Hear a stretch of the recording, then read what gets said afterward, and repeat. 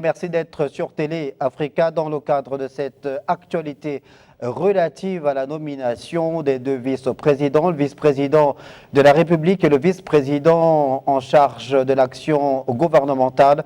Attendu dans les prochaines minutes ou les prochaines heures la nomination du gouvernement de la République. Vous le savez, le président de la République, chef de l'État, chef de gouvernement, Brice Clotaire Oligui Nguema a prêté serment le samedi 3 mai dernier au stade de l'amitié sino-gabonaise. Cette prestation de serment selon la Constitution de la République tout de suite engagé donc la cessation des activités du gouvernement de la transition. Le dimanche 4 mai, l'ancien Premier ministre du gouvernement de la transition, Raymond Donsima, a donc présenté sa démission et celle de son gouvernement à Brice Clotaire Oligui Nguema. Ce lundi 5 mai, les choses sont donc allées très vite, en droite ligne donc de ces différentes séquences rentrant dans le cadre de la mise en place de cette nouvelle République avec les nominations des deux vice-présidents de la République. Tout de suite, retour sur ces nominations rendues publiques par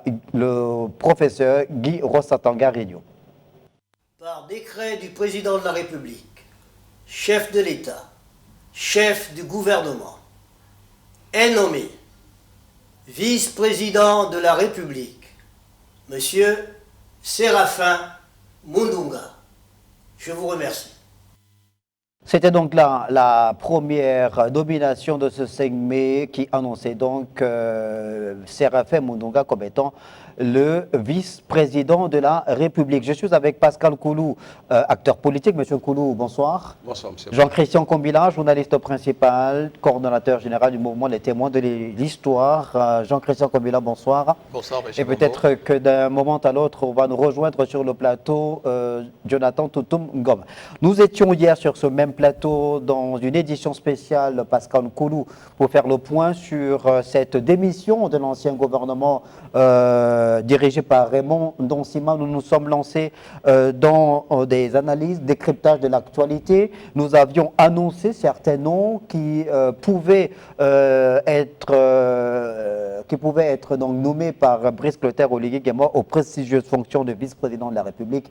Et on s'est interrogé sur la possibilité de voir Séraphin Mundunga nommé vice-président de la République ou vice-président en charge du gouvernement après qu'il ait été déchargé de sa fonction de président du Conseil économique et social.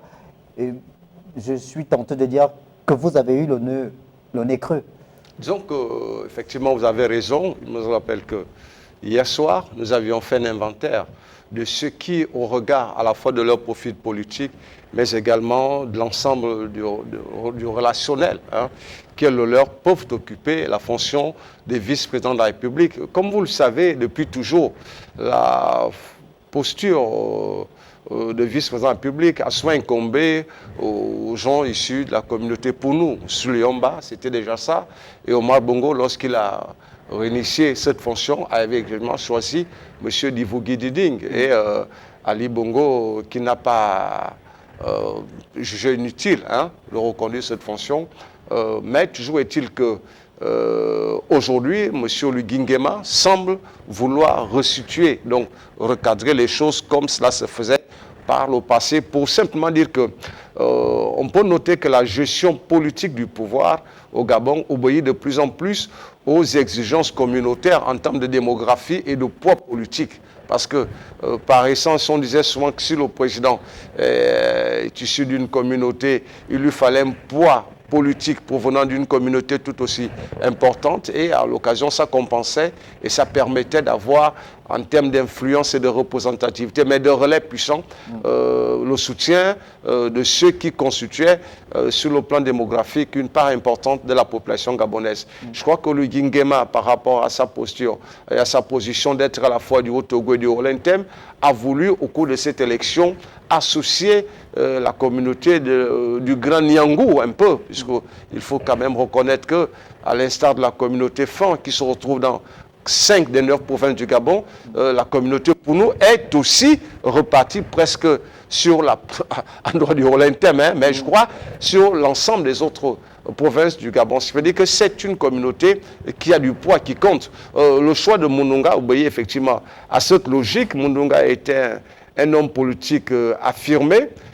C'est quelqu'un qui a forgé son ascension politique dans le cadre de ses différents mandats en tant que représentant, mais également au cours des dernières séquences du premier mandat d'Ali Bongo Ondimba, où il a pris des positions qui ont surpris plus d'une personne en affirmant, une fois arrivé à Paris, que l'élection avait été remportée par l'adversaire d'Ali Bongo à ce moment-là, M. Jean Ping. Donc c'est quelqu'un qu'on peut parfois croire qu'il est un tout petit peu fixé sur certaines positions, notamment le respect des consignes. Quand je parle des consignes, c'est qu'il fait souvent partie des décideurs de l'ombre.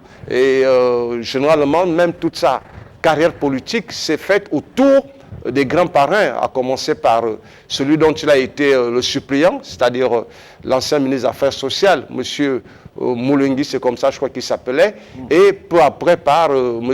Guizou Bandama, qui l'a parrainé tout au long des autres mandats à l'Assemblée, jusqu'à en faire le premier questeur de l'Assemblée nationale, qui est un poste stratégique parce que gérant les fonds de l'Assemblée nationale et a pu le conduire à être un ministre très puissant sous la gouvernance d'Ali Bongo Ondimba parce qu'il cumulait presque 3 ministères.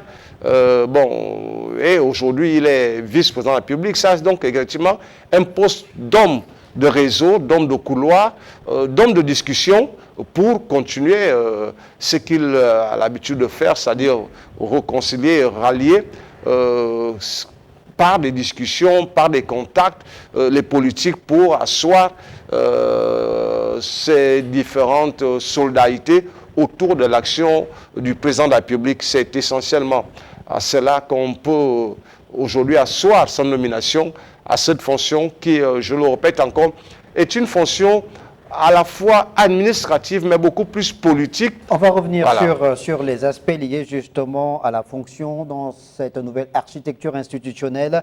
Jean-Christian Kombila, évidemment que c'était dans l'air, on a envie de le dire, après qu'on ait eu ces remaniements au sein du Conseil économique et social, après qu'on ait déchargé Séraphin Mundunga de sa fonction de président du Conseil économique et social. Certains observateurs avertis avaient peut-être déjà fait quelques analyses, une idée sur ce qui devait être le prochain point de chute de ce haut commis de l'État. Pascal Koulou a mis en relief tout à l'heure un aspect lié à l'histoire de la fonction de la vice-présidence de la République dans notre architecture institutionnelle. C'est vrai que depuis les années 60, c'est un poste qui a souvent échu à la communauté Pounou. On se rappelle évidemment de Paul-Marie Yembi, des Diop de Bongudidi, et aussi dans un passé pas très lointain de Pierre Claver Bonganga Moussabou.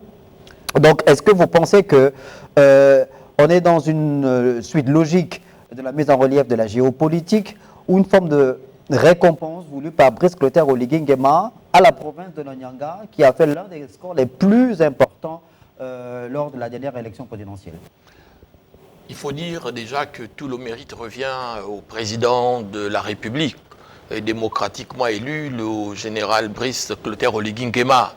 Le mérite lui revient parce que, au cours de cette campagne, n'est-ce pas, il a réussi à rallier, n'est-ce pas, à sa cause l'ensemble des suffrages des Gabonais. Et pour ce qui concerne la province de la Nyanga, pour la première fois, n'est-ce pas, dans l'histoire électorale de notre pays, on l'a vu au référendum, on l'a vu également au cours de l'élection présidentielle, la province de la Nyanga est distinguée comme faisant partie, n'est-ce pas, des provinces leaders qui ont donné leur suffrage justement à l'avènement de la Ve République. Et donc, il y avait une forte attente des provinces, des populations ninoises, autant qu'il y a une forte attente globale de l'ensemble de la nation gabonaise, mais en particulier, la province de la Nyanga a fondé beaucoup d'espoir dans cette élection présidentielle et dans l'avènement au pouvoir du président Brice Clotaire Oligui Nguema. Et donc, les populations ninoises se demandaient, n'est-ce pas, quel allait être le juste retour politique de leur investissement électoral au cours de cette élection présidentielle-là. Comment est-ce que le président de la République, élu démocratiquement, allait-il répondre, n'est-ce pas, à l'engagement de la province de la Nyanga? Et donc, les populations ninoises, elles aussi sont conscientes de cette histoire qui fait que le poste de vice-président est souvent revenu à un ressortissant de la communauté Pounou, mais le plus souvent de la communauté Pounou issue de la province de Langounié. Et donc, la question que les Ninois se posaient était de savoir est-ce que, pour la première fois, le poste de vice-président de la République pouvait revenir à un ressortissant de la communauté Pounou issue de la province de la Nyanga. Et donc là, le président de la République a répondu positivement à cette attente-là en nommant M. Séraphin Moutounga au poste de vice-président de la République. Donc la fonction reste dans la communauté Pounou, mais cette fois-ci, plus dans la communauté Pounou au sein de la province du G4, mais plutôt dans la communauté Pounou au sein de la province du G5. Donc c'est une réponse politique à un comportement électoral qui a été des plus satisfaisants de la part de la province de la Nyanga. Et donc on imagine bien que cette nomination a un écho retentissant, n'est-ce pas, à Mouabi, à Tchibanga, à Mabanda, à Mongo, à Mayumba, à Moulengi-Binza, bref, dans toute la province de la Nyanga. Et à Dindi notamment, puisque cette province est composée de 6 départements. Pascal Koulou, au-delà de l'aspect lié à la géopolitique, a tenté également de mettre en relief la trajectoire de Séraphin Moutounga. Séraphin Moutounga est âgé de 61 ans. Il est né le 29 février 1964 à Tchibanga, dans la province de la Nyanga. C'est un acteur politique évidemment connu au Gabon. Il a été plusieurs fois député à l'Assemblée nationale. Pascal Koulou a rappelé qu'il était également questeur, qu'il a occupé plusieurs fonctions de membre du gouvernement, notamment ministre de l'Éducation nationale, de l'enseignement supérieur, de la recherche scientifique entre 2010 et 2014, ministre également des gardes sceaux et deuxième vice-premier ministre de 2014 à 2016. Et en septembre 2016, donc, il a démissionné du gouvernement et quitté le Parti démocratique gabonais. La suite de l'histoire, on la connaît, Pascal Nkoulou. Autre nomination, celle du vice-président en charge de l'action gouvernementale. Retour sur cette nomination avec le professeur Guy Rosatanga-Rio. Par décret du président de la République, chef de l'État, chef du gouvernement, est nommé vice-président du gouvernement, Monsieur Alexandre Barrault Chambrier. Je vous remercie. Voilà, Hugues Alexandre Barrault Chambrier. Pascal Koulou est donc le nouveau vice-président en charge du gouvernement. Hier, dans notre édition spéciale, vous mettiez en relief les arguments qui, pour vous, pouvaient militer en faveur de la nomination d'Hugues Alexandre Barrault Chambrier à cette fonction. Et c'est fait, vous n'êtes donc pas du tout étonné de le voir occuper cette fonction? Non, absolument pas, parce que lorsque vous considérez la fonction qu'il occupait de vice-premier ministre et vous regardez la structuration de son département ministériel, c'était comme une sorte de primature bis. Il avait des départements. Or, par principe, les vice-premiers ministres n'ont pas de chef de département. Or, il en avait dans presque tous les secteurs en termes d'activité. C'est des petits ministères, c'est ça, le rôle d'un chef de département, c'est un ministre bis. Ça permet au Premier ministre d'avoir une réactivité beaucoup plus rapide sur tous les dossiers instruits. Mais la particularité de M. Chambrier, c'est qu'il était tout de même à la planification. Comme vous le savez, la planification est un pan déterminant de l'économie parce que c'est par lui que l'essentiel des décisions et des mesures pour recadrer, pour relancer l'économie sont prises. Et c'est lui qui était au fait des discussions avec la plupart des bailleurs internationaux, surtout qui plaidaient le dossier Gabon, parce que comme vous le savez, au soir du 30 août 2023, le Gabon avait été mis en parenthèse par la plupart des organismes internationaux, notamment les organismes financiers, Banque mondiale, FMI. Il fallait quelqu'un qui a comme on dit, ses entrées, parce que Barreau Chambrier a été au FMI pendant de longues années, donc il connaît plus ou moins les quelques entrées, mais en même temps, c'est aussi quelqu'un qui avait été sous Omar Bongo et sous Ali Bongo ministre, donc il a une expérience du relationnel politique local, et quand on revient en 2023, il est au nombre des personnalités politiques de premier plan qui ont dit, bon, nous soutenons sans réserve les militaires, et puis après se sont investis dans le protocole transitionnel présenté par les militaires, et tout le monde se souvient de cette déclaration où il a dit que reconnaissant les exigences que lui imposait la trame de la transition, il ne se présenterait pas, il choisit de ne pas se présenter à l'élection présidentielle et de servir le président de la transition. Donc je pense que c'est un juste retour d'abord par rapport à son dévouement vis-à-vis du CTRI, mais aussi par rapport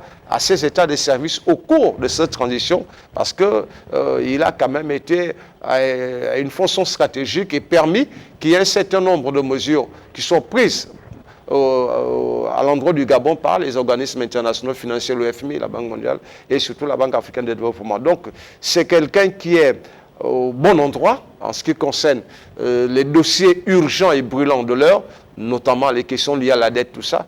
Mais c'est aussi quelqu'un qui, pour avoir été aux premières heures de la révolution gabonaise, en parenthèse, sait exactement sur qui pouvoir s'appuyer pour garder la dynamique par rapport au gouvernement qu'il va avoir la charge de diriger.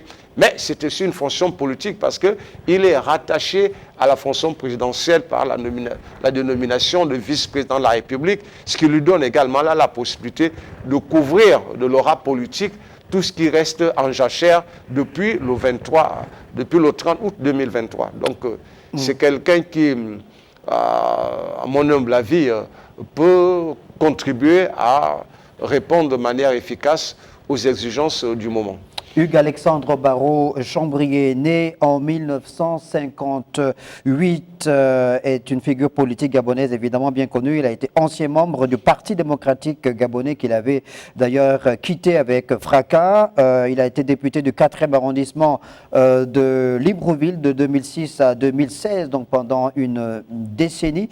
Il a quitté le PDG pour fonder le Rassemblement pour la patrie et la modernité, le RPM, en rejoignant ainsi l'opposition. En janvier 2024, il est nommé vice-premier ministre en charge de la planification et de la prospective dans le gouvernement de transition dirigé par Raymond Ndong-Sima.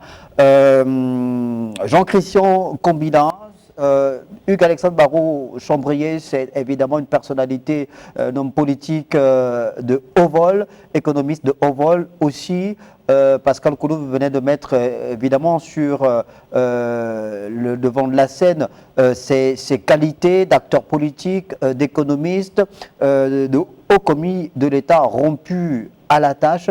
C'est à ce moment-là un maillon essentiel dans cette nouvelle architecture institutionnelle au regard de la reconfiguration justement de cette architecture institutionnelle, puisque le président de la République est en même temps chef de gouvernement, mais avoir un vice-président qui a le pedigree de Hugues Alexandre Barreau Chambrier ne peut être qu'un atout pour Brice Clotaire Oligui Nguema. Oui, mais là aussi, c'est encore le témoignage du talent politique du président de la République, Brice Clotaire Oligui Nguema, que de nommer à ce poste de vice-président du gouvernement Hugues Alexandre Barreau Chambrier.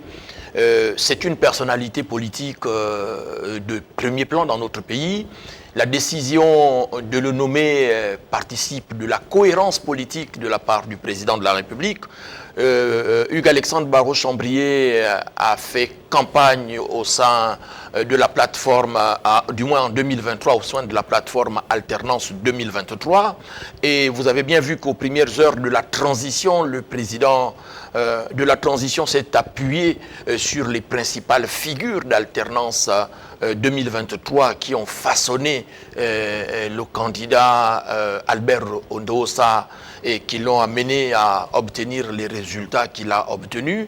Et Hugues Alexandre Barrot-Chambrier, Paulette Missambo et bien d'autres ont très tôt compris l'intérêt de mettre le combat qui était le leur sous le boisseau.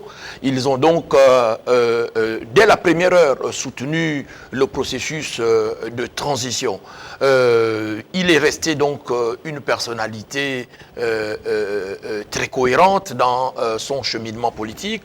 C'est un économiste qui a servi au Fonds monétaire international et qui a été formé politiquement à l'école du président Omar Bongo Ondimba, qui a eu une réelle expérience de politique de terrain, mais également de serviteur de l'État.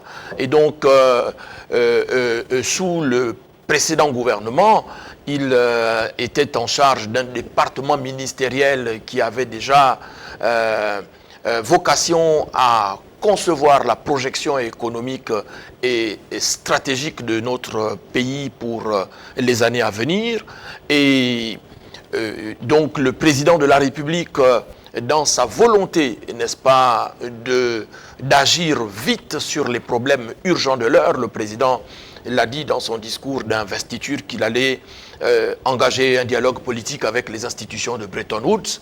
Et en l'espèce, Barrot-Chambrier est un atout important de ce point de vue-là, parce qu'il a une réelle expérience, n'est-ce pas, des couloirs du Fonds monétaire international. Il y a travaillé, il y a servi. C'est un économiste de formation. C'est le poulain du professeur Raymond Barre défunt, qui fut Premier ministre en France. Et donc, c'est vraiment l'homme de la situation. C'est quelqu'un qui aime l'action, c'est quelqu'un qui est pragmatique et qui colle parfaitement, n'est-ce pas, à la vision que se fait le président de la République de ce que doit être le nouveau Gabon au cours du prochain septennat. Et donc, c'est une décision, c'est un choix politique qui correspond parfaitement aux attentes des Gabonais. Alors, que répondez-vous à ceux qui estiment que Séraphin Moundounga, nommé vice-président de la République, et Hugues Alexandre Barrot-Chambrier, nommé vice-président du gouvernement, restent tout de même deux anciens PDGistes, deux anciens éminents membres du Parti démocratique gabonais, parti pour lequel ils ont été tous les deux députés, parti pour lequel ils ont été deux hiérarques. Comment vous réagissez face à ceux qui estiment que ce ne sont pas des hommes neufs? La politique est une science. Comme toute science, elle évolue par erreur corrigée. On dit de façon ordinaire que, sauf ceux qui n'ont pas de vocation, j'aime pas le terme imbécile, ne changent pas. Donc, comprenez, à un moment donné, tout homme prend conscience de ses responsabilités, de sa capacité à faire pencher la balance d'un côté comme de l'autre. Et M. Moundounga, comme je le disais, est un homme de couloir.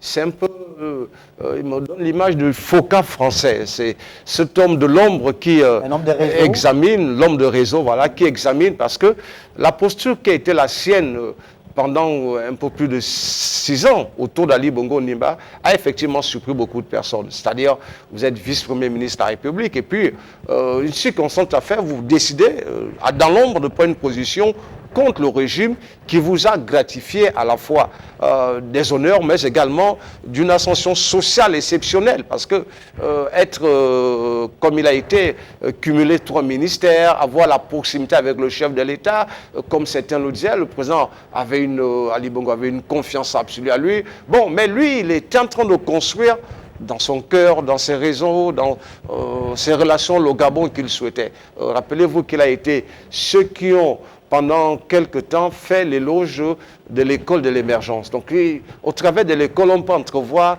l'ambition d'un homme pour sa nation, parce que c'est l'école qui construit le citoyen. Ancien pédégiste, vous savez, il ne faut pas toujours rester dans les sentiers battus. Tous les Gabonais sont anciens pédégistes. Par essence, vous trouverez difficilement aujourd'hui quelqu'un qui affiche 10 ans de carrière politique, qui a eu une carrière politique convenable et notable, et qu'il n'ait pas eu d'alliance ou d'union, sous quelque forme que ce soit, avec le régime Bongo. Ce n'est pas possible. Mais il faut également reconnaître le courage et la détermination de ceux qui ont fait le choix de s'en départir. Parce que, sauf à croire qu'il y avait une boule de cristal dans laquelle ils consultaient la succession des événements pour dire, bon, à telle période, les choses me seraient plus favorables, donc je peux prendre le risque de me saborder. Personne ne savait. Personne ne pouvait prévoir qu'Ali Bongo aurait eu cet accident, cet AVC. Personne n'aurait pu imaginer que les militaires, l'armée gabonaise a toujours été considéré par la conscience collective des Gabonais comme étant l'outil par excellence du pouvoir. Donc, on se disait, quel que soit le format politique, ben, les militaires prendraient toujours effet pour le régime. Bon, donc autant d'événements qui se sont produits que personne, même nous, en parenthèse politique en émergence, on ne pouvait pas imaginer. Donc, on ne va pas rester sur ces chemins cloîtrés pour dire c'est des anciens PDGistes. Je crois que la prudence et la responsabilité citoyenne qui doit être la nôtre doivent nous conduire à regarder aux actes. Ils ont parlé, par le fait de la parole, on leur fait confiance, mais on va voir leurs actes. On va voir leurs actes. Et c'est vrai aussi qu'il ne faut pas toujours rapidement effacer les actes du passé. Il faut véritablement s'interroger sur les différents éléments qui amènent un homme politique à prendre une décision. Est-ce pour un meilleur repositionnement? Est-ce pour un meilleur investissement sous la forme de sacrifice pour sa nation? À ce moment, c'est la nature des actes. Mais ce qui surprend, c'est que beaucoup n'ont pas cette période de probatoire où on peut regarder au bout de 2, 3, 4 ans un investissement en annexe de la vie politique. C'est je bouge un peu et puis après, paf, je suis projeté au sommet. C'est pour ça que les Gabonais restent un peu sceptiques. Moi, je suis un acteur politique, je pense qu'il faut leur accorder la possibilité que leurs actes parlent enfin pour eux, parce que pour l'instant, il n'y a pas beaucoup d'actes parlant de M. Moununga, ce qui n'est pas le cas de M. Baro-Chambrier. Jean-Christian Kombila, alors, comment vous analysez justement ces propos de ces Gabonais qui pensent qu'avec la nomination de ces deux figures bien connues du paysage politique national, ayant un pedigree, rendu des services évidemment à la nation, que Brice Clotaire Oligui Nguema n'est pas fait dans la rupture en nommant ces deux personnalités qui ont été, on va dire, placées en orbite par le Parti démocratique gabonais? Brice Clotaire Oligui Nguema a fait dans le choix de l'expérience. C'est très important de le relever. L'une des critiques qui a été formulée contre Ali Bongo dès l'entame de son magistère était qu'il faisait confiance à des néophytes, à des apprentis politiciens, voire à des apprentis sorciers. Cela a donné les résultats qui n'ont pas surpris, que tout le monde connaît. Brice Clotaire Oligui Nguema mesure l'honneur que ses compatriotes lui ont fait en lui confiant la magistrature suprême. Il mesure également l'extrême sensibilité, n'est-ce pas, de la fonction présidentielle, et il n'entend pas aller dans ce magistère-là entouré de néophytes. C'est une très bonne chose de voir le président de la République démocratiquement élu être entouré, n'est-ce pas, par de fins connaisseurs, n'est-ce pas, des réseaux politiques et des réalités de terrain. Maintenant, ceux qui disent que ce sont d'anciens PDGistes, ils enfoncent des portes ouvertes. Tout le monde sait que ce sont d'anciens PDGistes et le dire n'a rien d'inédit.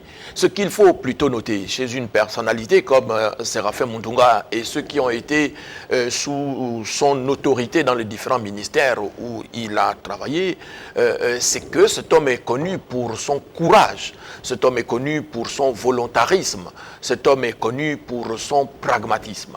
Maintenant, il accède à une fonction qui appelle la mesure et qui appelle beaucoup de retenue et de sens politique. L'un des vice-présidents de la République qui aura dessiné, de mon point de vue, les contours de ce que doit être un bon vice-président de la République, c'est M. Didiop Divungi Dinding. Il a été vice-président de la République d'Omar Bongo de 1997 à sa mort. Didiop Divungi Dinding est un technocrate né, c'est un scientifique. Mais c'est quelqu'un dont l'humilité en politique est la marque de fabrique.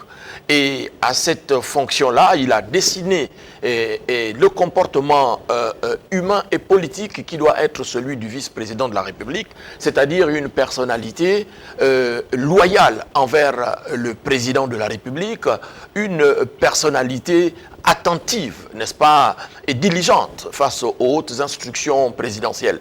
Et non une personnalité de la République qui pourrait tenter, n'est-ce pas, de faire de l'ombre au président de la République. Et donc, à la suite du vice-président d'Ivungi, il y a eu le vice-président Maganga Moussavou, dont la personnalité politique aux antipodes, n'est-ce pas, de la personnalité de Dijob d'Ivungi Didink. Mais les observateurs ont retenu de son passage à cette fonction-là ce qu'ils ont voulu retenir. Maintenant, il y a eu, c'est vrai, monsieur Baird qui vient d'occuper la fonction, Joseph Oundobert, dont il faut saluer là aussi l'humilité et la loyauté, n'est-ce pas, qui transparaît sur sa personnalité. Je pense qu'à cette fonction-là, le président de la République a besoin d'être assisté d'une personnalité entièrement loyale, entièrement dévouée, qui assume ses fonctions sans calcul politicien et sans volonté de doubler le président de la République d'aucune manière que ce soit. C'est donc une fonction extrêmement sensible. C'est une fonction sensible où la personnalité qu'il occupe doit être une personnalité qui doit cultiver à la fois la discrétion, l'humilité, mais l'honnêteté envers le président de la République, car les tâches qui seront les siennes seront essentiellement les tâches que voudra lui donner le président de la République. Maintenant, Bardo Chambrier, oui, il a été au PDG, mais pour diriger le gouvernement, il faut avoir une expérience. Il faut avoir une expérience certaine, et Bardo Chambrier là incontestablement. Bardo Chambrier est aussi une personnalité de courage, mais d'une franchise et d'une honnêteté reconnue. On l'a vu lorsque, avec Ali Bongo au sein du Parti démocratique gabonais, l'orientation politique ne les conciliait plus. Il a eu le courage, avec un certain nombre d'autres compatriotes, n'est-ce pas, de claquer la porte du Parti démocratique gabonais. Avec fracas. Et avec fracas.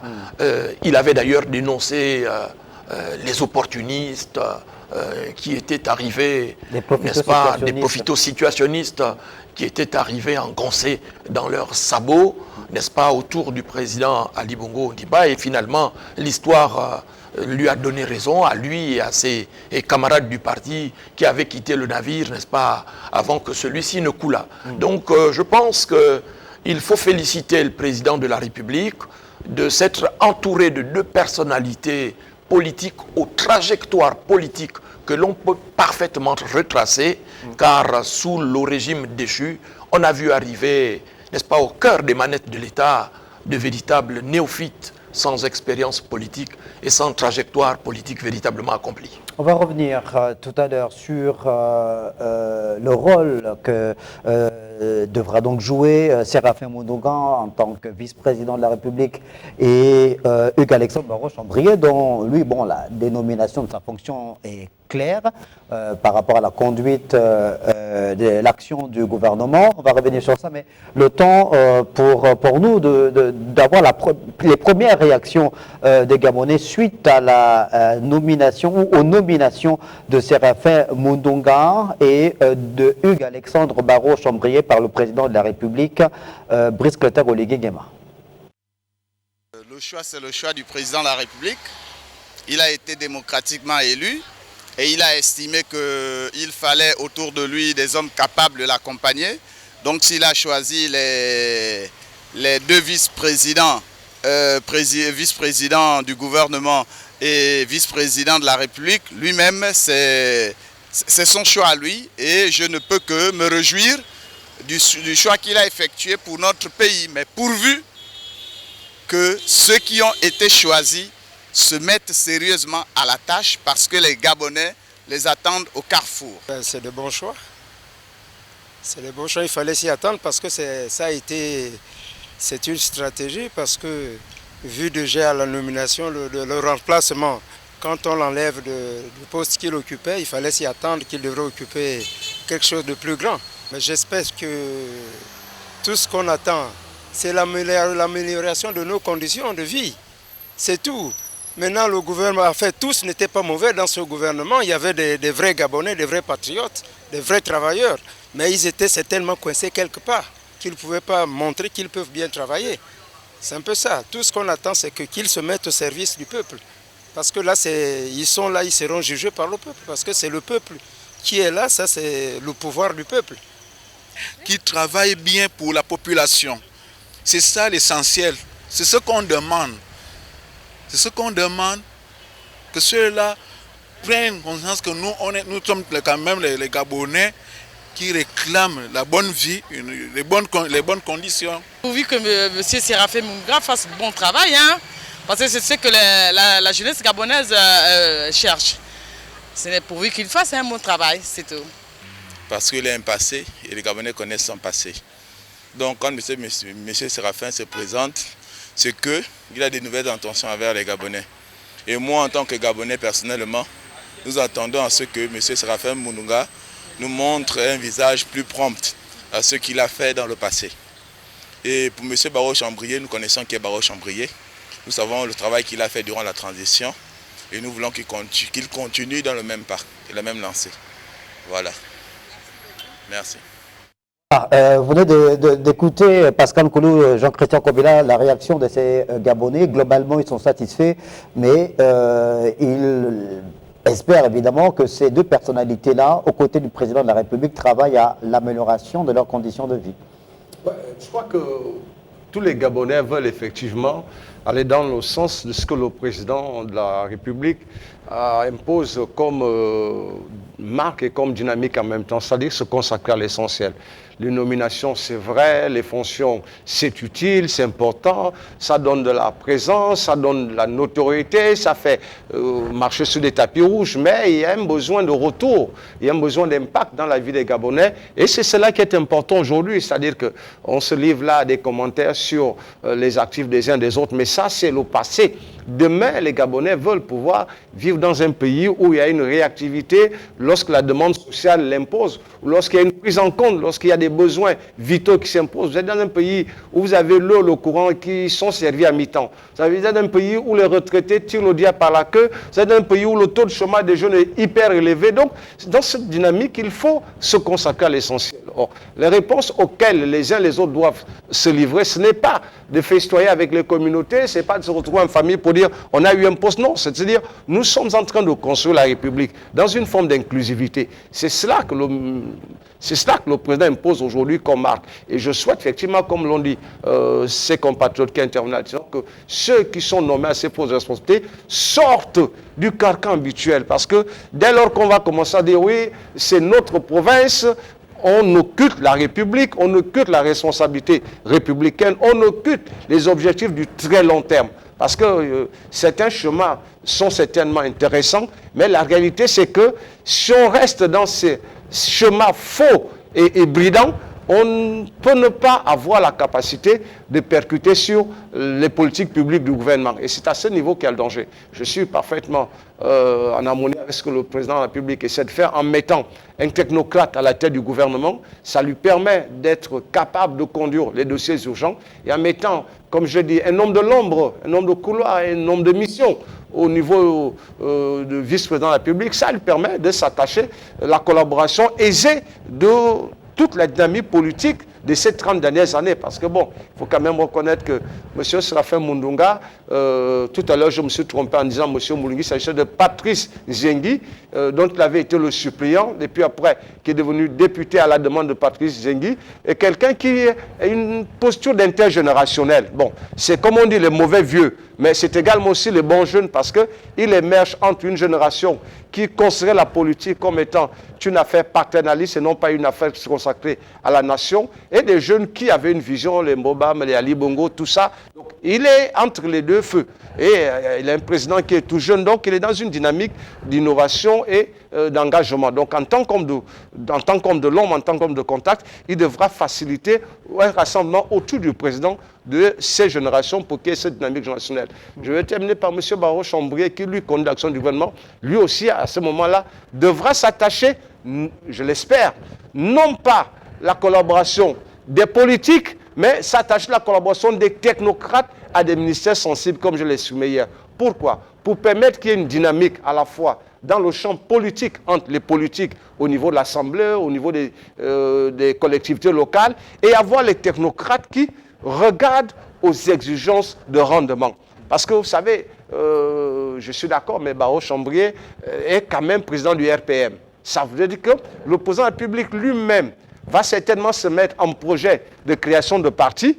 Mais bon, c'est vrai que Barreau a annihilé sa vocation à être président de la République, mais est-ce que son parti également a annihilé ce type d'ambition? Donc, il faudrait que Barreau Chambrier mette autour de lui les technocrates pour que ceux qui vont avoir l'actif politique ne le regardent pas ou ne regardent pas son entourage comme étant des potentiels adversaires, mais comme des collaborateurs avec lesquels il faut travailler de manière resserrée pour atteindre les objectifs de précision sur les politiques publiques, sur la réponse apportée à la demande sociale qui, je le répète, est énorme. Et surtout, pour Barreau Chambrier, il peut s'attendre à ce que tout ce qui a été mis en réserve pendant les 18 mois de transition, qui était une période exceptionnelle, c'est-à-dire l'absence de revendications syndicales, l'absence de mobilisation populaire, toutes ces choses, maintenant nous sommes dans le fonctionnement plein de la République, vont aller dans la rue, et il aura à gérer cela. Brèche qui me permet évidemment d'aborder les aspects plus ou moins techniques par rapport à cette nouvelle architecture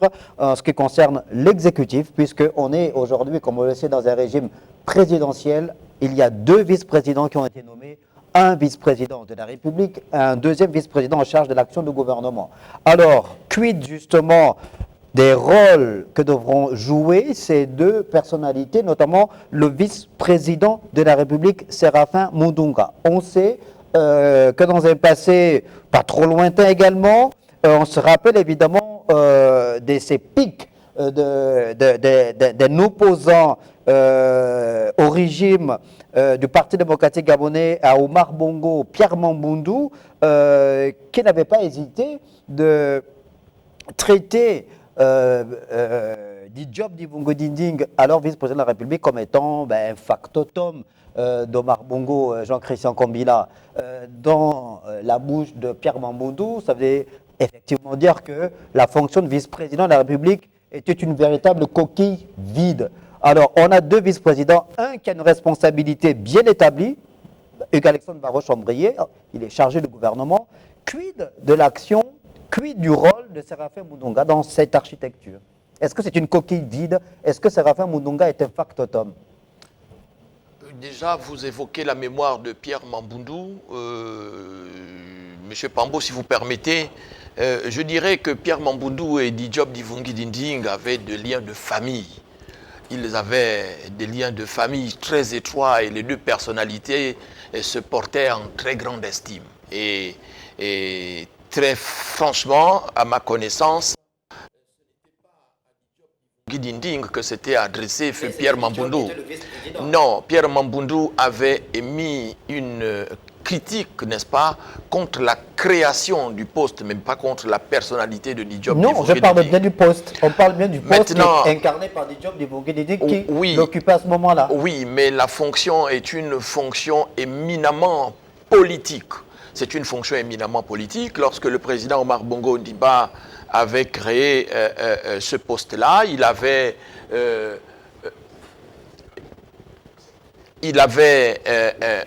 jeté un regard synoptique, n'est-ce pas, sur le paysage politique et géopolitique de notre pays.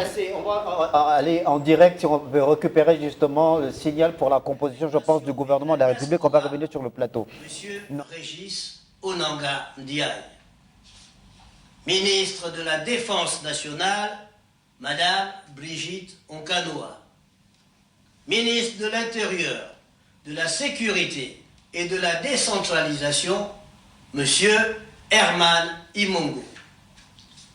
Ministre de la Justice, garde des Sceaux, chargé des droits humains, M. Séraphin Akouré-Davin. Ministre de l'accès universel à l'eau et à l'énergie, M. Philippe Tonangoy. Ministre de la Communication et des Médias, M. Paul-Marie Gondjou. Ministre des Eaux et Forêts, chargé du conflit homme-faune, M. Maurice Ntosui Alogo.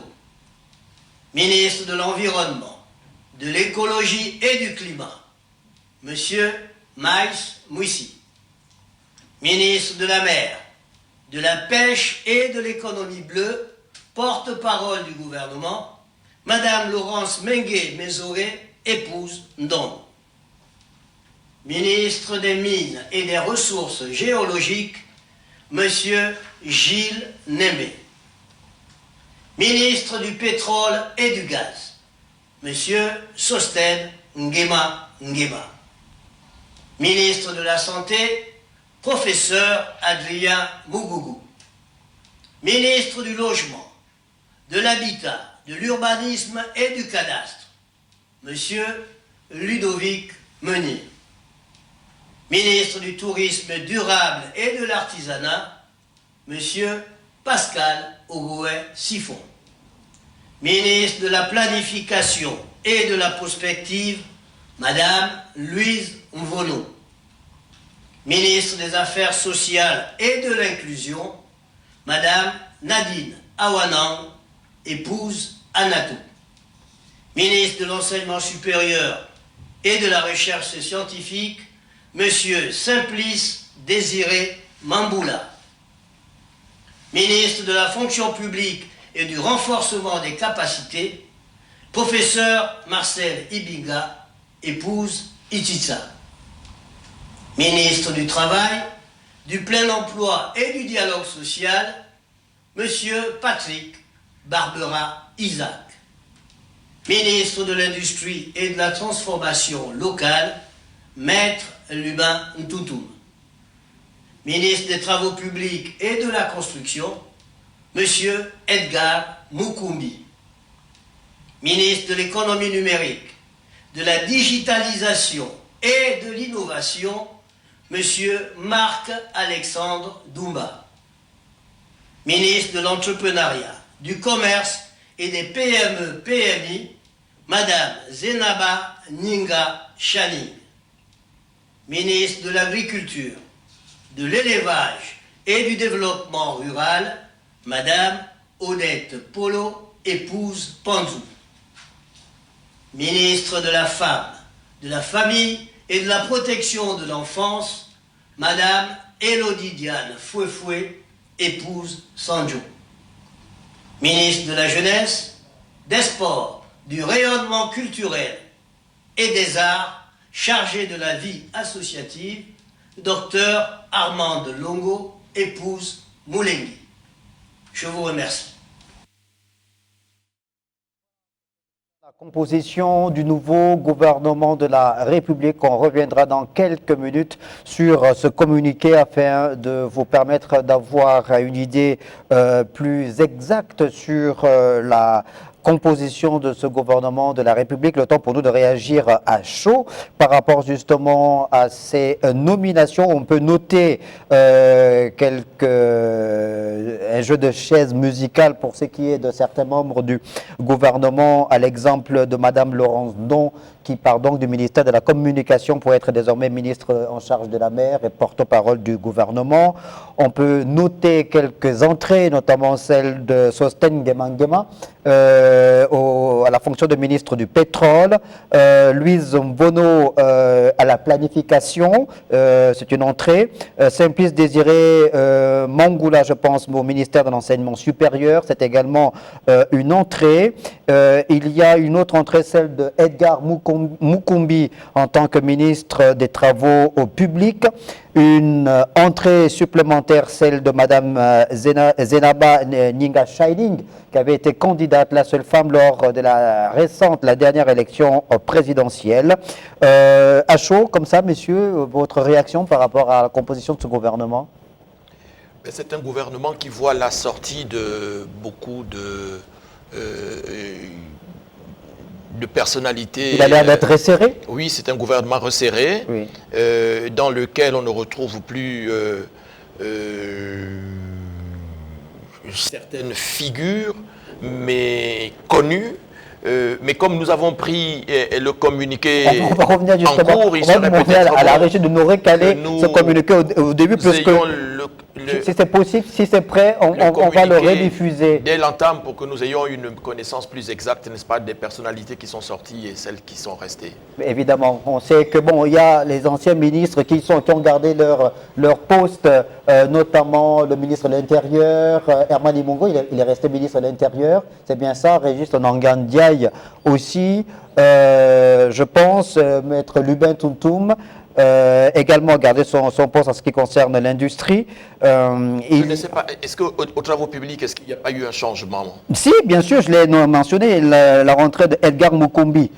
Edgar Mukumbi, qui est le ministre des Travaux publics. Donc, on va se recaler sur le début de communiqué pour avoir une idée précise, parce qu'on ne sait pas si on a pris en compte, on ne sait pas si l'ancien titulaire de ce poste-là, si on ne sait pas si l'ancien titulaire de ce poste-là, le général Flavien Zengi Nzonzo est sorti ou pas. Donc, le temps qu'on nous recale la bande, justement, pour nous permettre de revenir sur ce communiqué. Mais déjà, Pascal Koulou, la rentrée de l'ancienne candidate, Ninga Shining. C'est-à-dire que sans avoir la possibilité de décrypter poste ministériel par poste ministériel, je crois que c'est forcément un gouvernement resserré parce qu'il n'y a pas de ministre délégué, premièrement. Ensuite, je vais citer les promus, notamment Sosten Ngema qui a conduit la campagne dans le Holland Thème. C'est une preuve que issu de l'Union nationale. Voilà, beaucoup de personnes se voient être remerciées par rapport à leur investissement au cours de la dernière élection présidentielle. Mais c'est également aussi un gouvernement, quand on regarde de très près, qui est toujours l'issue d'une sorte d'inclusivité au regard des différentes forces politiques qui ont conduit le président de la République à mettre en exergue ses collaborateurs dès les premiers jours de la transition. On va revenir sur le décryptage, retour sur ces nominations donc, de ce nouveau gouvernement. Ensuite, on revient derrière pour davantage décrypter. Par décret du président de la République, chef de l'État, chef du gouvernement, le premier gouvernement de la 5e République gabonaise est composé ainsi qu'il suit. Ministre d'État, ministre de l'économie, des finances, de la dette et des participations, chargé de la lutte contre la vie chère, Monsieur Henri-Claude Oyima. Ministre d'État, ministre de l'Éducation nationale, de l'Instruction civique et de la formation professionnelle, Madame Camélia Ntuntum Leclerc. Ministre d'État, ministre des Transports, de la Marine marchande et de la Logistique, Monsieur Ulrich Manfumbi. Ministre de la Réforme et des Relations avec les institutions, Monsieur François Ndomobian. Ministre des Affaires étrangères et de la Coopération, chargé de l'intégration et de la diaspora, Monsieur Régis Onanga Ndiaye. Ministre de la Défense nationale, Madame Brigitte Onkanoa. Ministre de l'Intérieur, de la Sécurité et de la Décentralisation, Monsieur Herman Imongo. Ministre de la Justice, garde des Sceaux, chargé des droits humains, Monsieur Séraphin Akouré Davin. Ministre de l'Accès universel à l'eau et à l'énergie, Monsieur Philippe Tonangoy. Ministre de la Communication et des Médias, Monsieur Paul-Marie Gondjou. Ministre des Eaux et Forêts, chargé du conflit homme-faune, Monsieur Maurice Ntosui Alogo. Ministre de l'Environnement, de l'Écologie et du Climat, Monsieur Maïs Mouissi. Ministre de la Mer, de la pêche et de l'économie bleue, porte-parole du gouvernement, Madame Laurence Mengue-Mézoré, épouse Ndong. Ministre des Mines et des Ressources géologiques, Monsieur Gilles Nembe. Ministre du Pétrole et du Gaz, Monsieur Sosten Nguema Nguema. Ministre de la Santé, Professeur Adrien Mougougou. Ministre du Logement, de l'Habitat, de l'Urbanisme et du Cadastre, Monsieur Ludovic Meunier. Ministre du Tourisme durable et de l'Artisanat, Monsieur Pascal Ogoué Siphon. Ministre de la Planification et de la Prospective, Madame Louise Mvono. Ministre des Affaires sociales et de l'Inclusion, Madame Nadine Awanang, épouse Anatou. Ministre de l'Enseignement supérieur et de la Recherche scientifique, Monsieur Simplice Désiré Mamboula. Ministre de la Fonction publique et du renforcement des capacités, Professeur Marcel Ibinga, épouse Ititsa. Ministre du Travail, du Plein Emploi et du Dialogue social, Monsieur Patrick Barbera Isaac. Ministre de l'Industrie et de la Transformation locale, Maître Lubin Ntoutoum. Ministre des Travaux publics et de la Construction, Monsieur Edgar Mukumbi. Ministre de l'Économie numérique, de la Digitalisation et de l'Innovation, Monsieur Marc-Alexandre Doumba. Ministre de l'Entrepreneuriat, du Commerce et des PME-PMI, Madame Zenaba Ninga Chani. Ministre de l'Agriculture, de l'Élevage et du Développement rural, Madame Odette Polo, épouse Panzou. Ministre de la Femme, de la Famille et de la Protection de l'Enfance, Madame Élodie Diane Fouefoué, épouse Sanjo. Ministre de la Jeunesse, des Sports, du Rayonnement culturel et des Arts, chargé de la vie associative, Docteur Armande Longo, épouse Moulengi. Je vous remercie. Voilà, on a donc là la composition globale générale entière de ce gouvernement nouveau donc de la République rendu public il y a quelques minutes seulement. Messieurs, donc on note dans l'architecture de ce gouvernement-là, Pascal Oukoulou, 3 ministres d'État, c'est bien ça, le ministre d'État en charge de l'économie, Henri-Claude Ohima, qui fait donc pour la première fois son entrée dans un gouvernement de la République au Gabon, ministre d'État en charge de l'éducation nationale, Camilla Toutoum-Leclerc, qui est resté donc à cette fonction-là, et ministre d'État en charge du département des transports, le colonel Ulrich Monfombi. Oui, disons que c'est un peu ce que je pensais, c'est-à-dire que les majors du gouvernement de la transition sont non seulement restés au gouvernement, mais ont occupé des fonctions ministérielles renforcées. Premièrement, ensuite, on voit se dessiner à travers cette équipe gouvernementale l'ambition politique du président de la République, ce qui me semble être une chose normale dans la perspective où ces responsables administratifs vont également avoir la charge de conduire l'orientation politique du chef de l'État. Donc c'est important pour lui que les choses se fassent comme ça. Et ensuite, il y a quelques basculements en termes de mouvements, sans de grands changements dans le fond, mais le gouvernement reste un outil qu'il faut apprécier à l'exécution des différentes tâches.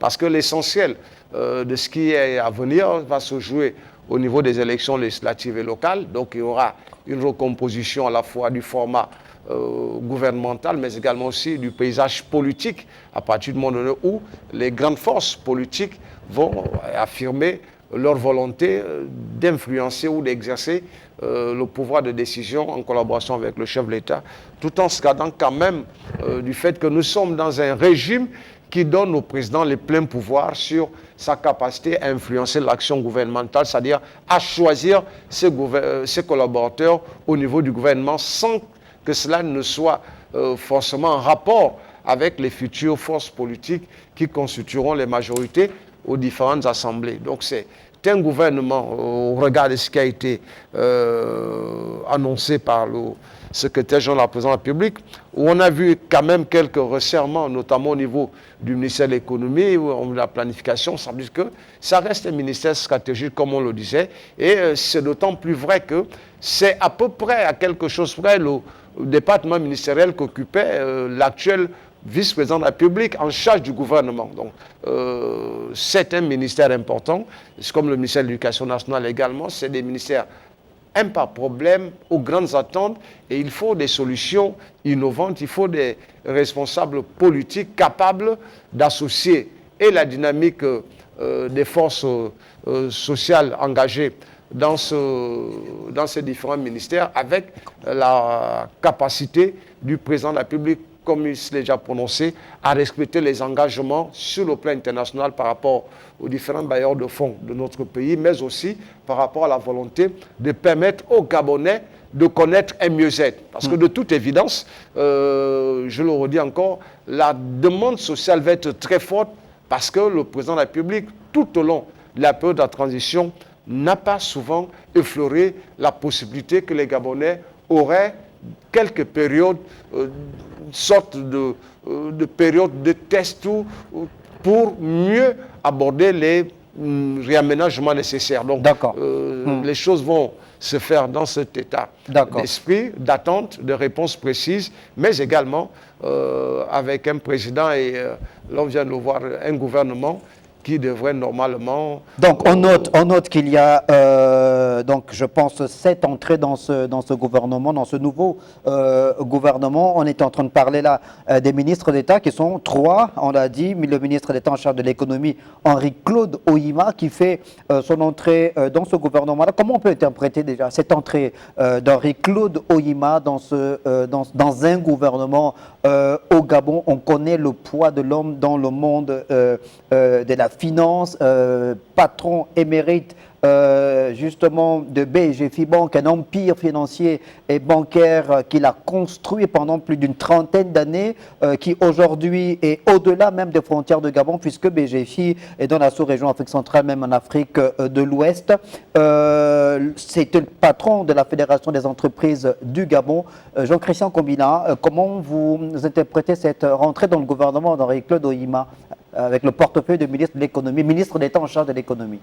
Déjà dire que c'est un gouvernement d'une trentaine de membres, c'est un gouvernement resserré, et l'entrée de M. Ohima, président de la Fédération des entreprises, banquier de notoriété internationale dans notre pays, est une entrée spectaculaire. C'est une entrée spectaculaire qui montre bien que la priorité, n'est-ce pas, de l'action gouvernementale sera consacrée au social et à l'économie.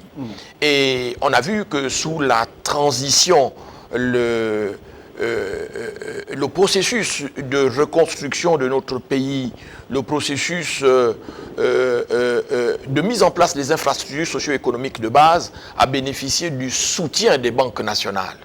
Le président de la transition s'est attelé à redonner confiance, n'est-ce pas, aux opérateurs économiques. Et cela s'est fait avec le soutien de la Fédération des entreprises, cela s'est fait avec le soutien des banques locales. Donc, il y a cette volonté, n'est-ce pas, de poursuivre le travail de reconstruction de l'économie et voir donc M. Ohima arriver au gouvernement pour s'occuper de ces questions économiques-là, n'est-ce pas, sous l'autorité du vice-président du gouvernement, est une très bonne nouvelle, n'est-ce pas, pour notre pays, et cela rassure aussi, n'est-ce pas, le monde des affaires dans notre pays. Donc, avec ces méthodes de manager dans le secteur privé, avec ces méthodes de recherche constante d'efficacité et de plus-value dans le travail qui se fait, il y aura là assurément une plus-value, n'est-ce pas, dans l'action politique que l'on espère véritablement pragmatique et au service des Gabonais.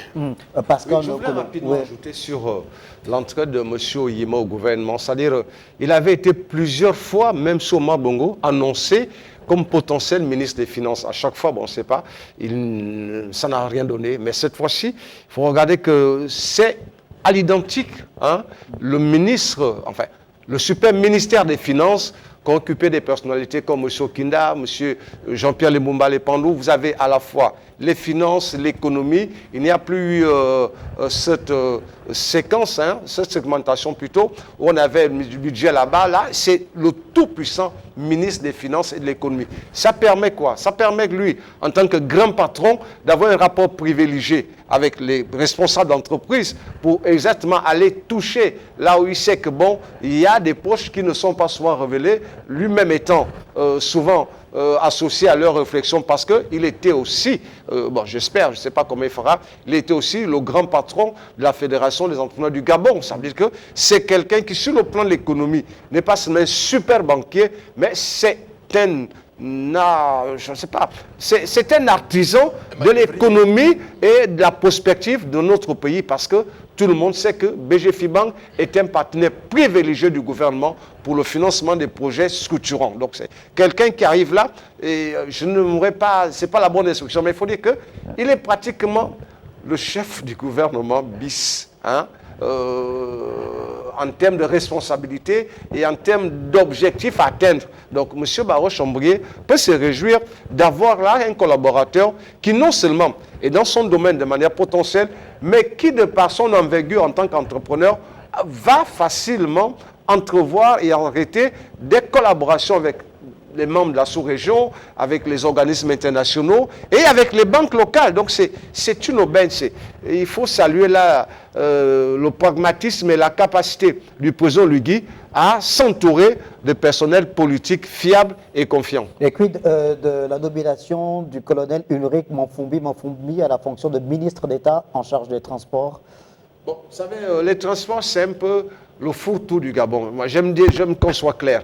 Hein? Vous êtes ministre du Transport dans un pays, la compagnie de navigation bat de l'aile, la compagnie aérienne qu'on a créée est en association avec des privés, donc c'est vraiment pas l'État qui gère. Mais ce qui est intéressant ici, tout en notant ces contrastes, c'est qu'il y a une volonté pour le président de la République de lancer les outils de transport qui permettent d'impacter sur les autres éléments de développement. Est-ce que justement confier ce département-là à quelqu'un de confiance, parce qu'on rappelle quand même qu'il s'agit du colonel Manfumbi. Oui, c'est justement, c'est pas là que je voulais changer, que en confiant cette vision, donc cette responsabilité d'asseoir l'engagement du président, ce qui concerne la rénovation des outils de transport, que ce soit les bus, on voit la difficulté de Sogatra, de maritime, transport à quelqu'un de confiance, aérien, ça veut dire qu'on peut espérer, d'ici les 3 ou 4 prochains mois, voir se développer dans notre pays, que ce soit sur le plan de la navigation maritime, sur le plan de la navigation aérienne, sur le plan de la navigation terrestre, un ensemble d'outils qui vont effectivement permettre aux Gabonais d'être plus mobiles. Parce qu'on a beau tout dire, si vous êtes dans un pays où vous n'avez pas de compagnie d'aviation, vous n'avez pas de compagnie maritime, vous n'avez pas de compagnie terrestre efficace, comment feriez-vous le tour de votre pays? Donc, il faut ces outils qui sont des outils de rapprochement, des outils de communion, des outils de fédération, des outils d'inclusivité. Et M. Manfumbi, qui est un des proches et un des meneurs de la transition de l'ex-CTRI, peut à ce moment-là démontrer toute la pugnacité qu'on a pu lire ou voir au travers des différents communiqués qu'il faisait, en étant maintenant, cette fois-ci, pleinement responsable. Je crois que le président, à son endroit, a une pleine confiance et c'est un défi, souhaitons-le, qu'il soit capable de relever pleinement. Jean-Christian Kobila, au chapitre justement de ces nominations, en ce qui concerne les ministres, il y a cette entrée dans le gouvernement, c'est un nouveau ministre de François Ndorobian, ancien patron, président du parti politique Réagir, en tant que ministre en charge de la réforme des institutions. Oui, c'est une belle consécration pour lui. Je pense que dans sa carrière politique, il était tout à fait en droit d'espérer connaître lui aussi une carrière gouvernementale. Il fait partie de ce groupe de personnalités politiques qui ont porté Albert Rondo Ossa, n'est-ce pas, une dimension de notoriété incomparable, n'est-ce pas, en 2023. Et donc, M. Ndongo Obiang a été l'un des vice-présidents de l'Assemblée nationale de transition au cours de la récente période historique de notre pays, période historique qui se poursuit d'ailleurs avec l'avènement de la Ve République. Et donc, le voir au gouvernement est une très bonne chose parce qu'il allie à la fois technocratie et talent politique. C'est quelqu'un qui a fait une excellente carrière administrative jadis comme haut fonctionnaire dans le parapublic où il était secrétaire général à la Banque gabonaise de développement. Donc c'est quelqu'un qui a une réelle expérience, n'est-ce pas, aussi de l'administration et servir d'interface entre le gouvernement et les institutions constitutionnelles. Je pense que c'est tout à fait un costume qui sied remarquablement à l'homme. Maintenant, tout à l'heure, vous évoquiez l'entrée tout aussi spectaculaire du colonel Ulrich Manfumbi comme ministre d'État en charge du secteur transport. C'est le témoignage, là encore, du pacte de confiance qui le lie au président de la République, et c'est une très belle récompense aussi au plan politique parce qu'incontestablement avec ces fonctions gouvernementales-là, il devient la première personnalité politique de la province de la Nyanga, et ça participe du renouvellement des élites politiques dans notre pays. M. Nkoulou disait que le secteur du transport est un secteur un peu fourre-tout où l'obscurité se marie avec la clarté, et le pragmatisme de ce haut militaire, n'est-ce pas, me semble-t-il, est une bonne chose, n'est-ce pas, pour renouveler à la fois les pratiques, n'est-ce pas, dans ce secteur névralgique du transport, mais aussi pour porter, n'est-ce pas, le volontarisme présidentiel de doter notre pays d'un certain nombre d'infrastructures indispensables pour permettre justement un maillage réel de notre pays, aussi bien au plan maritime, au plan aérien, qu'au plan terrestre. Alors, on note que certains ministères régaliens ou que certains membres du gouvernement ont gardé leur poste en ce qui concerne les ministères régaliens. Par exemple, le ministère de la Défense nationale, où le général Brigitte Onkanoa est resté titulaire au poste. On pense également au ministère des Affaires étrangères, toujours tenu par Régis Onangandiaye. Il y a également le ministère de l'Intérieur, toujours tenu par Herman Imongo aussi, qui est resté à ce poste-là. Il y a eu, on a dit, un jeu de chaises musicales pour certains membres du gouvernement qui y sont restés. Je crois que le colonel, il est bien colonel, Maurice Ntosui, il est resté, il est général. Le général Ntosui est resté donc aux eaux et forêts, lui aussi. Maïs Mouissi est resté à l'environnement. Et par contre, il y a eu un jeu de chaises musicales pour ce qui est de Laurence Don, qui part du ministère de la Communication pour le ministère de la Mer. Également Paul-Marie Ngonjou, qui est élu désormais à la justice, qui vient à la communication aussi. Il y a également Gilles Ndembe, il est resté au mine. Il est ministre de Mine, il est resté au mine. Adrien Mungungu, ministre de la Santé, est resté à la Santé. C'est le cas de Ludovic Meunier au logement et l'habitat, qui est resté donc à cette fonction-là. C'est le cas de Pascal Ogowe-Siphon au tourisme. C'est le cas de Mme Awanan aux affaires sociales aussi. Par contre, le ministre des Sports, l'ancien Barbara Isaac, qui lui est désormais ministre du Travail. Voilà. Et l'ancien ministre de l'économie, Marc-Alexandre Doumba, lui est désormais ministre de l'économie numérique. Donc, mais il faut aussi noter, M. Pambo, l'entrée de l'ancienne candidate à l'élection présidentielle. On avait déjà noté Zenaban Nyinga Shailing, oui, justement. Oui, parce que elle avait clairement exprimé la volonté de servir. Elle est entrepreneur, hein, oui. Donc elle est ministre elle est dans l'entrepreneuriat. Oui, dans un domaine qui lui sied parfaitement. C'est une belle récompense parce qu'elle a fait une campagne présidentielle de témoignage où elle a fait valoir, n'est-ce pas, son profil et surtout son humilité, sa volonté de servir, de répondre à l'appel de la République au cas où le chef de l'État aurait besoin d'elle. Et donc, c'est une nouvelle assez appréciable que de l'avoir, n'est-ce pas, intégré cette équipe gouvernementale. Donc on note les entrées dans ce gouvernement de François Ndo Obiang en tant que ministre en charge de la réforme des institutions, de Sostène Nguema en tant que ministre du pétrole, de Louise Vono en tant que ministre de la planification, de Séplice Désiré Mangwala, je pense, en tant que ministre de l'enseignement supérieur, mais également de Ninga Zenaba Shining en tant que ministre en charge du département des PME PMI. Je crois qu'on a fait le tour de la question. Il reste, Pascal Koulou, à cette équipe gouvernementale-là de pouvoir, oui, les départs, oui, mais les départs, oui, on peut noter, il y a des départs notoires de ce gouvernement-là. Le départ de l'ancien ministre des Travaux publics, le général Flavien Nzengi Nzondu, le départ de Jeannot Kalima, qui a été ministre de la fonction publique également. Autre départ notoire de ce gouvernement, vous avez noté le départ de l'ancien ministre du budget. Oui, Charlomba et comme aussi, qui n'est pas moins significatif. Non, je ne pense pas. Je pense que ce sont là les départs les départs les plus marquants, n'est-ce pas? Et puis il ne faut pas s'attarder sur le départ. Les départs, c'est fini. Vous n'êtes plus là, vous n'êtes plus là.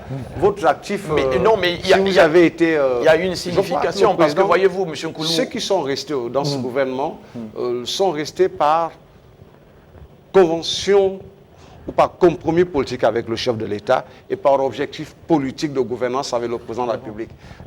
Les majors, vous-même vous l'avez dit, le ministère de l'Intérieur a un rôle déterminant pour la suite, donc il est au fait de ces dossiers, vous estimez qu'il faut le garder. La ministre de l'Éducation nationale, c'est exactement la même chose.